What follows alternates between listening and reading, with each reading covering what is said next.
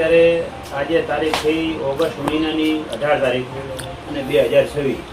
તો અત્યારે હવે બધા ખેડૂતોને એવું થાય છે કે તુવેરનું વાવેતર હવે કરવું કે ન કરવું, અને કરવું તો હવે કઈ રીતે કરવું. એટલે ખેડૂતોને થોડું એવું થાય છે મગજની અંદર કે એરંડા વાવી તુવેર વાવી શું કરીએ. તો હવે તુવેરનું વાવેતર અમારો અનુભવ શેર કરીએ. તો તુવેરનું વાવેતર હવે અત્યારે કરવું હોય તો કરી શકાય, પણ તમે જે આષાઢ મહિનામાં તુવેર વાવતા હતા એટલો ગારો આની અંદર ના રાખાય. આની અંદર જો હવે તમારે ઓગસ્ટ મહિનાની અંદર તુવેર વાવવી હોય ને તો ગાળો તમે હાંકડો કરી નાખો અને થોડી જાડી તુવેર વાવો.